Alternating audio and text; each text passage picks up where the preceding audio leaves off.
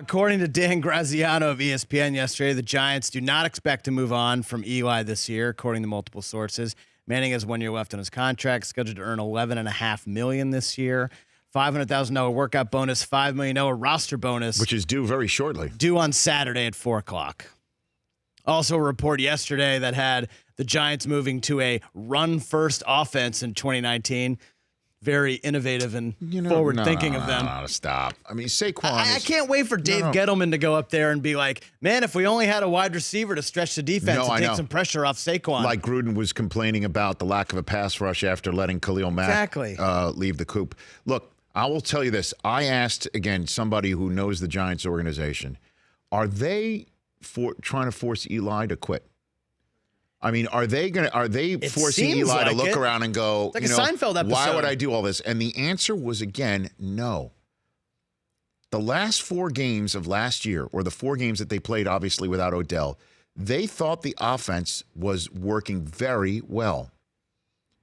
And that without Odell, that this team can excel. They will add, maybe through the draft, perhaps a little bit through more in free agency, another piece.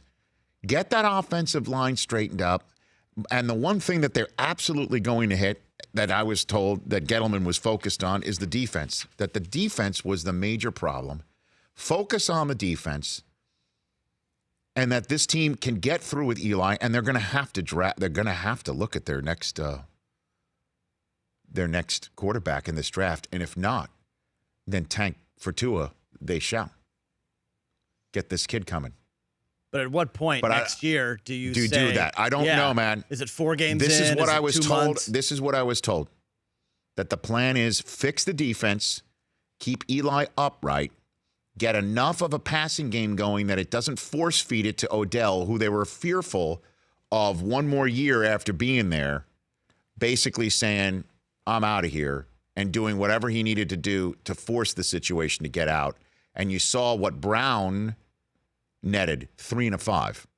At least this is a 1 and a late 3, and a human being in Jabril Peppers who can be pretty dynamic. I think so. That's the scenario that's being painted to me from Big Blue, while they are hearing the howling at the gates in New York City right now on back pages. The back page of the Post has Odell lifting a leg from his hydrant celebration from a couple years ago. Yeah, did you see the headline? Yeah, pissed off. Yeah. The Giants fans are freaking out. They'll weather the storm best they can. But at least it's not like the Knicks, where an owner is basically telling the fans, go piss off. Wondering, I mean, Odell had a very nice Instagram post today thanking the fans and everyone in the organization. He shouted out the staff. Everybody will tell you. Everyone will tell you that knows him best they can. Obviously, everybody has an opinion about people. Sweetheart. We've met him. I've met him. You know how I feel about him. Kim Jones' story yesterday was great. He is a generational talent. 9 touchdowns over the last 2 years. It's real deep, baby. And you could basically say it's not. You could take an assessment of the situation and realize it is not working. It's not working here. The owner's not changing. This guy is who he is. There's gears grinding clearly. It's not working here. And like New England, get rid of him early rather than late. I know. Mike Francesa yesterday blamed Odell for all of the Giants' problems in the last 4 seasons. You know how I feel about Mike.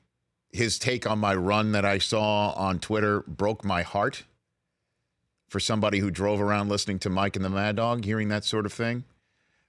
I don't want to let him say what he wants to say. I disagree with it.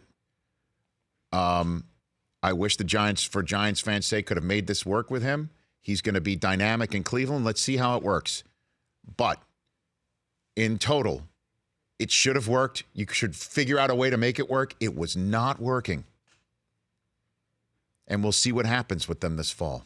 Yeah, one Giants fan who was quite upset with the trade, George R.R. Martin, of course, the author of Game of Thrones novels, said on his blog, quote, Beckham was not only the best receiver on today's Giants, He was the best receiver this storied NFL franchise has ever had in their long history. Wow. And probably the best wide receiver they will ever have. They're certainly not going to replace him with the 17th overall pick in the forthcoming draft. I thought the last 2 seasons were rough for Giants fans. Next year is going to make them look like the good old days. Someone pinch me. I'm having a big blue nightmare. Clippers supposed to fall apart without Tobias Harris. I know that. I'm just pointing out again. No, I get it. I'm pointing out again. The Timberwolves were supposed to fall apart without Jimmy Butler. Stranger things have happened. Calvin Johnson goes away. Remember Marshall Faulk when Calvin Johnson retired? He said they were going to be better. He said they would be better because you're not having to have a quarterback who feels the need to force feed it to somebody. Now, as somebody who owned Odell Beckham in fantasy for as long as I did, you tell me that was force feeding? Because, man, 9 touchdowns over the last 2 years. 9. Wasn't working.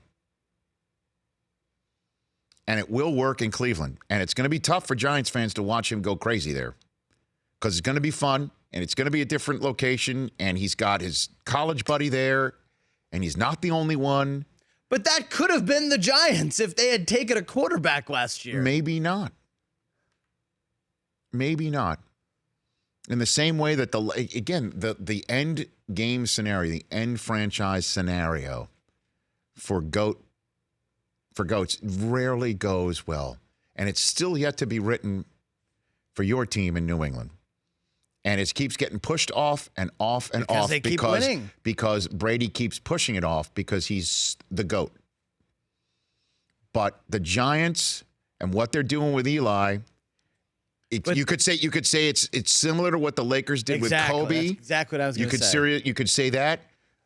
The Packers, it was ugly with Favre. They're lucky that they had Rodgers to step in. But he at least took them to a championship game. They're still looking for the next Marino. They're still looking, in many ways, for the next Aikman. Could Dak be it?